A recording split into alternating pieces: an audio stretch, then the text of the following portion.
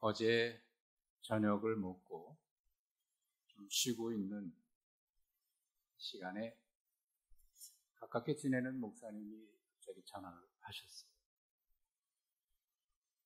전화하시면서 첫 마디가, 목사님, 내가 옛날에 나는 죽고 새로운 내가 태어났다. 이거 당연한 거 아니냐, 우리가. 그리스도 안에서 이미 그런 거 아니냐. 그게 아니고, 지난 주간에 어제 그런 일이 있었습니다. 금요일이에요. 차를 몰고 노들길을 접어들어서 운전하는데 갑자기 핸들이 움직이질 않더라고요. 그리고 브레이크를 밟아도 브레이크가 듣질 않는 거예요. 60km, 70km 점점 속도로 빨라지는데 핸들은 움직이지 않고 브레이크는 듣지 않고 큰일 난 거예요. 앞에 차들은 있지요. 또 뒤에 쫓아오는 차가 뭔가 이상함을 느꼈는지 계속 크락션을 울리면서 쫓아오는데 순간 그 짧은 시간에 이러다가 내가 오늘 죽는가 보다. 그런 생각이 들더라고요. 하나님, 오늘 내가 이 생명이 끝나는 겁니다. 그런데 앞차를 들이받으면 앞차에 있는 사람도 죽을 수 있으니까 하나님, 이 짧은 시간, 오늘 마무리한다면 내가 남을 죽이고 내가 하나님 앞에 갈 수 없습니다. 그 짧은 시간에 그런 스쳐 지나가는. 핸들을 꺾으려고 해도 남에게 피해 주지 않으려고 꺾으려고 해도 핸들이 들지 않고 브레이크를 밟아도 속도는 점점 빨라지지. 그 짧은 시간에 하나님 앞에 기도하는 중에 떠오른 생각이 사이드 브레이크를 잡으면 되겠다는 생각이 들어서 그걸 갑자기 당기면 혹시나 멈춰서 뒷차가 박을까봐 그것도 걱정이 되죠. 그 짧은 시간에 이런저런 생각이 뭐가. 그래서 서서히 한번 당겨봤대요. 그랬더니 속도가 점점 줄어들기 시작하다가 오르막길이 있는 곳에다가 차를 겨우 세웠다. 한숨을 쉬고 하나님 앞에 감사 기도를 하고 견인차를 불렀더니 그 견인차가 끌고 카센터에 가서 늘 다니던 카센터 그분이 다른 교회 나가는 집사님, 목사님, 이 차를 몰고 나갔습니까? 이건 자살 행위입니다. 이 차를 몰고 가는 순간 이미 죽겠다고 각오한 거나 마찬가지입니다. 그런데 어떻게 살았는지 제가 하나님의 기적을 봤습니다. 그러더래요. 그리고 이 차는 폐차해야 합니다. 조금 연식이 된 차인데 그래서 그 차를 그냥 폐차하고 말이에요. 그리고 저한테 그 전화를 해가지고 그 얘기를 합니다. 그러면서 그날 교인들을 만날 때마다 이야기를 하면서 하나님이 우리를 언제 부르실지 모르는데 우리가 하나님 앞에 갈 준비를 하고 있냐고. 언제 하나님이 부르실지 모르는데 그때 하나님 앞에 갈 준비가 되어 있는 거예요. 그날 계속해서 그 얘기를 했다는 그걸 어제 저녁에 저에게 전화하십니다. 사실 제가 지난 주간에 지금 105세가 되신 분이죠. 김영석 교수님이 쓴 책을 읽고 있었거든요. 금년 4월 달에 이제 따끈따끈한 출간과 동시에 제가 예약을 했다가 샀는데 근데 102세가 되던 해에 쓴 글이 그 앞에 써 있는데 첫 문장이 이렇게 시작해요. 100세가 넘어도 묻는다. 나는 왜 태어났을까? 여러분, 100세가 넘으면 100세가 아니어도 우리가 좀 이렇게 오래 살았다고 생각하면 그래서 앞으로 하나님 앞에 갈 준비해야지. 그런 준비를 하거나 그거 참 감사한 일이죠. 그렇지 않으면 어떤 사람은 또 노욕의 욕심에 명예욕이나 물질욕, 노욕에 사로잡혀가지고 추해지는 사람도 있잖아요. 그래도 좀 인생에 대해서 진지한 사람은 이제 하나님 앞에 갈 때가 됐으니 내가 죽을 준비해야지 하는 사람이 있는 거예요. 이분은 102세가 됐는데 아니 그 전까지 계속해서 앞으로도 계속 물었다는 겁니다. 내가 왜 세상에 태어났을까? 그 질문을 계속하면서 하나님 앞에 가기 전까지 내가 남에게 유익을 주고 보람 있게 살고 오래 산 것이 축복이 아니라 사는 동안 얼마나 내가 많은 사람에게 유익을 주고 많은 사람에게 도움을 주고 이 사회에 기여를 하고 그리고 풍성하게 사는 것이 축복이에요. 그래서 매일같이 나는 왜 태어났는가? 102세 된 그 노인이 그리고 105세가 된 지금도 매일같이 그걸 묻고 있다는 거예요. 그 첫 문장을 읽으면서 제가 좀 충격 아닌 충격을 받았거든요.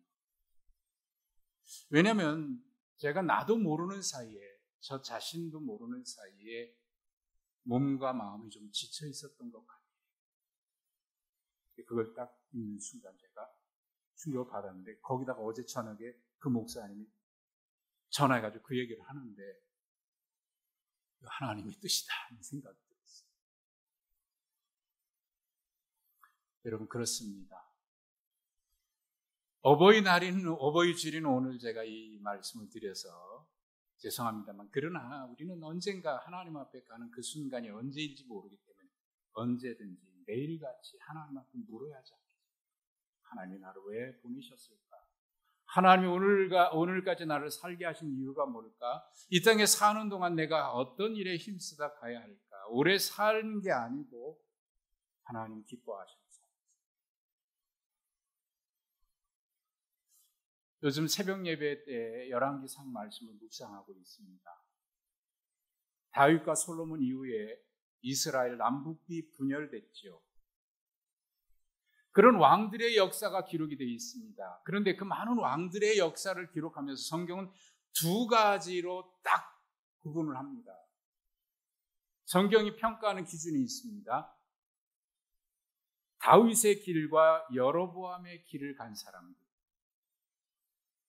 다윗의 길을 걸어간 사람은 일평생 하나님 앞에 정직하고 믿음으로 살고 하나님 말씀에 순종하며 살고 그래서 하나님 앞에 그 마음이 온전했던 사람, 다윗의 길을 간 사람이라고 평가를 합니다. 반면에 남북이 분열되고 나서 북이스라엘 초대 왕이 여로보암 왕인데 이 여로보암 왕은 하나님을 반역하고 우상을 섬기고 온갖 죄악을 다 저지릅니다. 그때부터 여로보암의 길이 생겨납니다. 북이스라엘의 모든 왕들은 이 길을 따라갑니다. 그래서 결국 이스라엘이 멸망하고 말죠.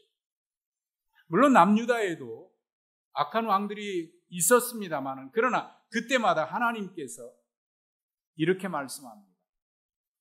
내가 다윗을 위하여 다윗과의 언약을 기억하사 그 후손 중에서 등불을 끄지 않으리라. 그렇게 말씀합니다. 이 기준으로 열왕기상 하에 기록된 왕들의 역사, 왕들의 행적을 기록하면서 이는 다윗의 길을 걸어간 사람이다. 이는 여로보암의 길을 따라간 사람이다. 라고 평가를 하고 있습니다. 다윗의 길은 축복과 형통의 길이고 여로보암의 길은 멸망의 길입니다. 가정의 달 특별히 어버이 주일인 오늘 우리 가정, 여러분들의 가정은 바로 다윗을 위하여 하나님께서 다윗과의 언약을 기억하사 그 자녀들에게 복을 주심과 같이 우리 헌신과 믿음의 길을 하나님이 기억하셔서 우리 가정이, 자녀들이 이런 복을 받는 그런 가정 되시기를 주님의 이름으로 간절히 축복합니다. 2002년입니다. 11월 첫째 줄, 날짜를 보니까 11월 3일이었더군요. 지금으로부터 22년 전, 제가 이 교회에 부임하기 전에 담임 목사를 청빙하는 절차 중에 있었고, 그 중에 제가 처음으로 와서 설교했는데, 그때 설교했던 본문이 오늘 본문의 이 말씀입니다. 사도행전 6장 1절과 7절의 말씀을 가지고 그때 설교를 했습니다. 22년 전. 초대교회 예루살렘 교회가 7명의 일꾼을 세우는 일인데, 거기에 오늘 우리 항존직 선출을 위해서 우리가 공동회로 모이고 있기에 이 말씀을 우리가 가슴에 새겨야겠다. 그래서 이 말씀을 다시 봅니다. 7명의 일꾼을 세우는 기준이 이랬습니다. 성령과 지혜가 충만해서 칭찬받는 사람 7을 택하라. 정확하게 표현하면 이런 것입니다. 성령과 지혜가 충만하다고 인정받고 칭찬받는 사람을 택하라. 성령과 지혜가 충만하다고 사람들에게 인정받고 칭찬받는 사람을 선택하라는 거예요. 우리는 이 7사람을 가리켜서 일반적으로 7집사라고 표현을 합니다만, 정확하게 말하면 7집사인지 장로인지 잘 알지 못합니다.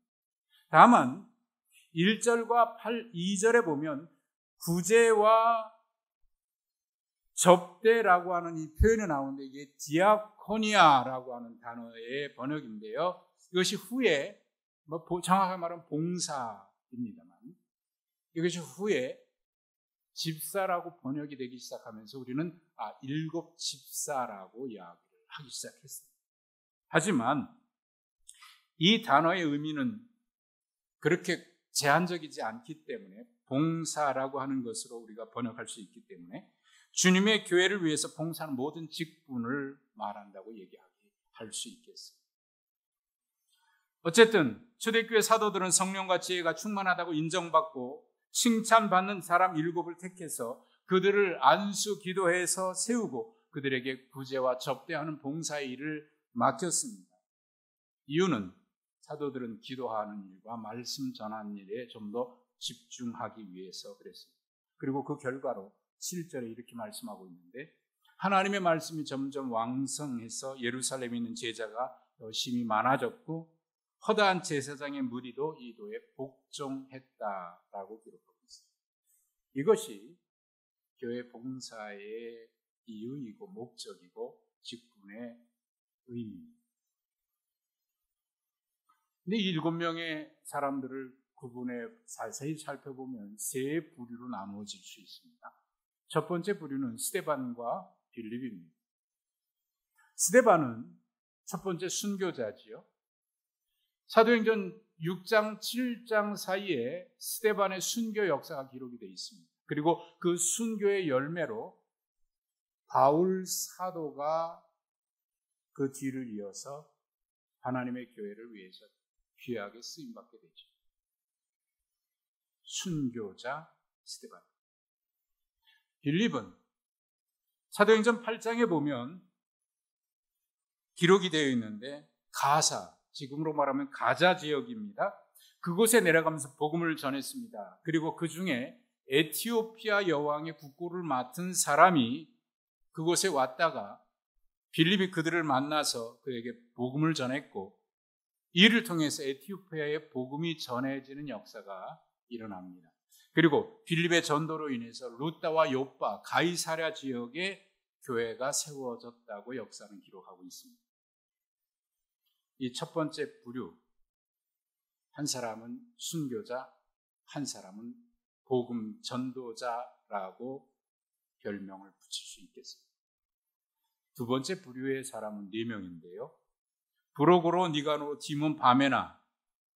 이 사람들은 오직 이곳에만 이름이 나타나 있고 그 어디에도 이 사람들의 이름은 다시 나타나지 않습니다. 그러니까 그들은 어떤 일을 했는지 잘 모르겠습니다. 그저 이름만 있을 뿐 그들이 한 일에 대한 기록은 성경에 어디를 찾아봐도 다시 나타나지 않습니다. 이름뿐인 사람이었던 것 같아요. 사실 교회 직분은 이름뿐인 것은 아닙니다. 이름만 가지고 있는 것이 직분의 목적은 아닙니다. 이름뿐이고 직분뿐이고 역할을 감당하지 못한다면 존재할 수 없는 거죠. 일꾼일 수 없습니다. 교회 직분은 그런 것이 아니거든요. 세 번째 부류는 니골라 한 사람입니다. 성경은 그 이름을 기록하면서 그 앞에 이런 설명을 덧붙였습니다. 유대교에 입교했던 안디옥 사람이라는 이름이 설명이 덧붙여 있습니다.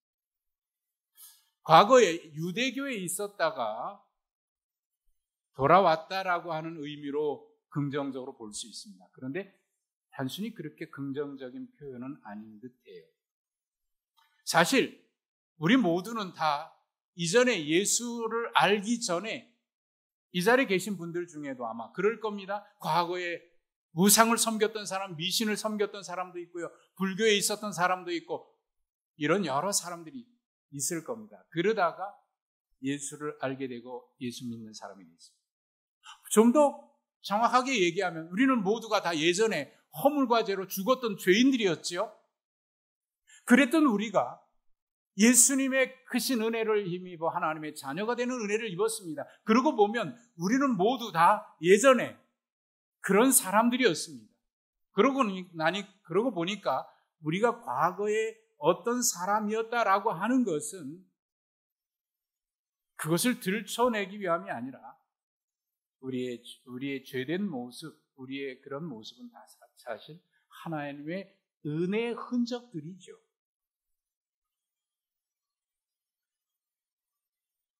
그 하나님의 은혜와 사랑은 우리의 허물과 죄를 덮고도 남을 만큼 훨씬 크고도 넓고도 풍성하죠. 그래서 그 은혜 때문에 우리가 하나님의 자녀가 된 것입니다. 니골라가 유대교에 입교했던 사람이라고 하는 것은 문제가 되지 않습니다. 그리스도 안에서 우리의 허물은 다 씻어졌고 이제 새로운 사람이 되었기 때문에 그렇습니다. 그런데 문제는 우리가 그런 사람이었다라고 하는 것을 인식하는 것이 중요합니다. 우리가 허물로 죽었던 사람이고 우리가 죄인이었던 사람이라고 하는 것을 인정하고 하나님의 은혜에 감사해서 나 같은 사람을 구원해 주셨으니 내가 이제 어떻게 살아야 할까? 그 자기의 죄를 자각하면서 하나님의 은혜 앞에 응답하는 것이 중요한 것이죠.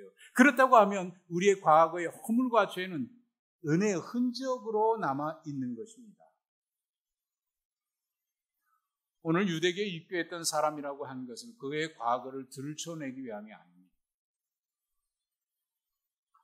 니골라의 이름은 사도행전에 기록되어 있고 그 뒤에 다시 나타나지 않다가 요한계시록에 나타나기 시작합니다. 요한계시록 2장 6절에 보면 예수님이 이 에베소 교회를 책망하는데 이 책망할 때 니골라의 이름이 나와요. 오직 내게 이것이 있으니 내가 니골라 당의 행위를 미워하는도다. 나도 그것을 미워한다. 니골라 당의 행위를 미워한답니다. 그리고 2장 15절에 버가모 교회를 주님이 책망하실 때도 이 사람의 이름이 또 나와요. 이와 같이 내게도 니골라 당의 교훈을 지키는 자들이 있도다 하면서 버가모 교회를 책망합니다. 사람들에게는 성령과 지혜가 충만하다고 인정받아서 칭찬받아서 선출됐지만 그러나 하나님께는 아니었던 모양입니다. 우리가 기도로 선출하고 기도로 어떤 일을 결정하지만 사실 우리에게는 언제나 오류가 있거든요. 그렇기 때문에 언제나 우리에게 필요한 의식이 뭐냐면 내가 하나님 앞에 죄인이었는데 나 같은 사람을 구원해 주셨다고 하는 그 은혜에 대한 감사, 감격, 감사의 마음 그리고 겸손한 마음이죠. 이거 없이는 사실 우리가 얼마나 잘못된 일을 하게 되는지. 이 니골라는 그렇게 해서 교회 일꾼으로 세워지긴 했지만 그 직분을 이용해서 사람들을 자기 편으로 끌어들입니다. 그리고 교회를 분열시킵니다. 그리고 나중에 교회를 박해하는 니골라당의 괴수가 되고 말합니다. 참 불행한 일입니다. 그래서 성경은 그의 이름을 기록하면서 유대계 입교했던 사람이라고 하는 단서를 붙였는데, 그것은 과거의 이름이 아니라 그가 이후에 또다시 그런 일을 한 것에 대한 설명을 하기 위해서 이런 이야기가. 영광스러운 직분인데, 그런데 그 직분이 그에게는 영광이 아니라 오히려 저주가 되고 마는 사람. 이런 영광스러운 직분을 받았지만 또 그와 비슷한 사람이 한 사람 기억납니다. 예수님의 12 제자 중에 한 사람이죠. 예수님의 12 제자 사도가 됐다고 하는 건 얼마나 큰 직분이고 영광스러운 직분입니까? 그런데 성경은 예수님의 12 제자의 이름을 언급하면서 니골라처럼 그 이름 앞에 단서를 붙인 한 사람이 있습니다. 예수를 판 자인 가룟 유다. 그의 이름을 언급할 때마다 성경은 언제나 예수를 판 자라는 말을 덧붙입니다. 참 불행한 사람입니다. 그리고 예수님은 그를 가리켜서 이렇게 얘기를 하셨습니다. 그는 차라리 나지 않았으면 좋았을 것이다. 안타까운 일입니다. 하나님은 누구든지 사랑하고 용서하고 품어주셨습니다. 그러나 문제는 우리가 하나님의 은혜와 사랑을 기억하면서 하나님의 은혜와 사랑이 없이는 살 수 없다는 것을 인정하면서 우리가 언제나 하나님 앞에 죄인인데 하나님의 은혜를 입었다는 사실을 인정하면서 그 은혜에 감사해서 일평생 겸손히 은혜에 감사해서 나를 부르신 이유가 뭘까? 나를 이 땅에 보내신 이유가 뭘까?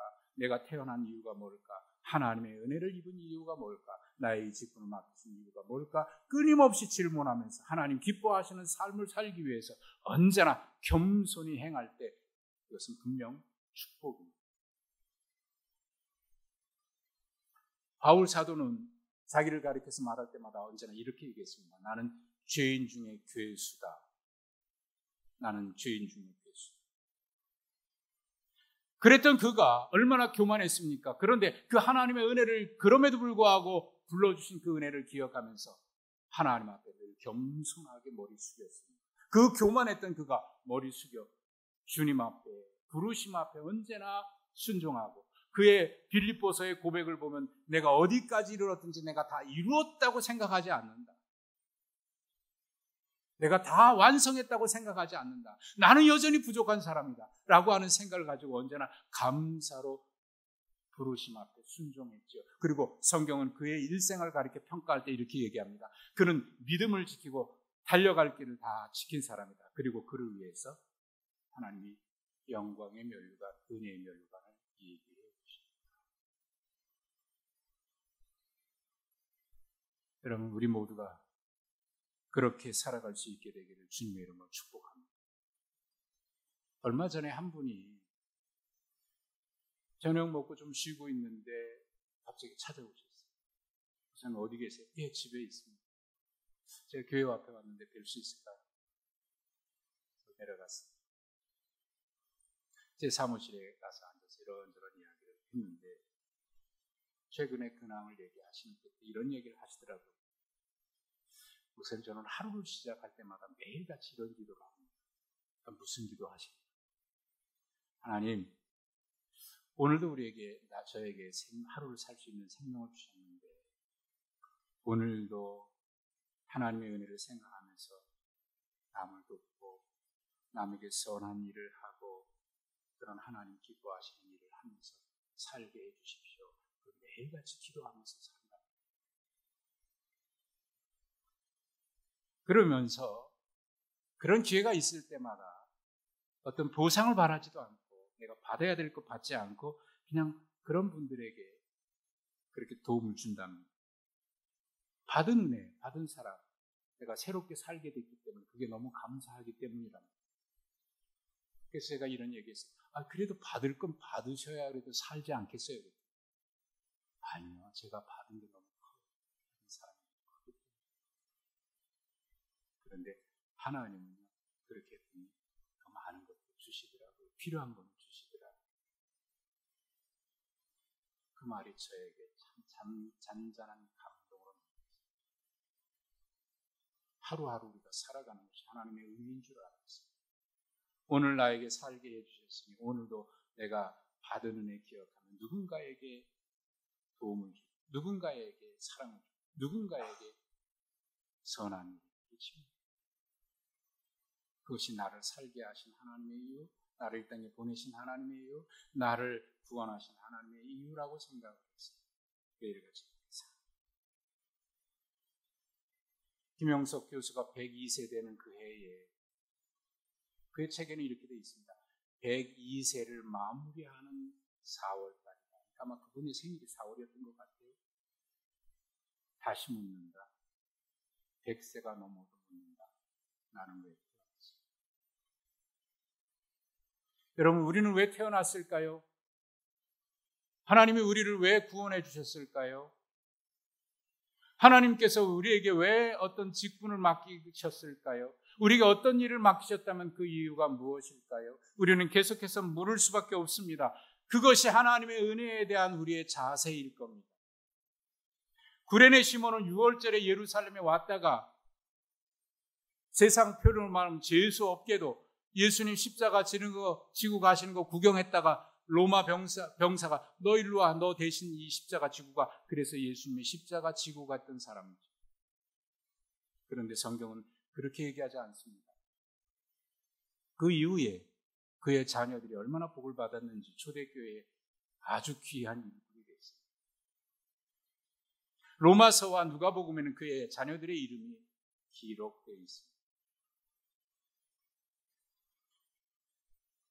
실수도 있었고 하나님의 은혜 기억하면서 겸손하게 살았던 사람 또 한 사람이 있습니다. 실수도 있었습니다. 그런데 그 실수를 감싸주신 하나님의 은혜, 그것이 너무 감사해서 평생 하나님을 예배하는 사람으로 살았고 평생 하나님의 말씀을 따라 살았고 하나님 앞에 온전한 마음으로 살았던 한 사람이 있습니다.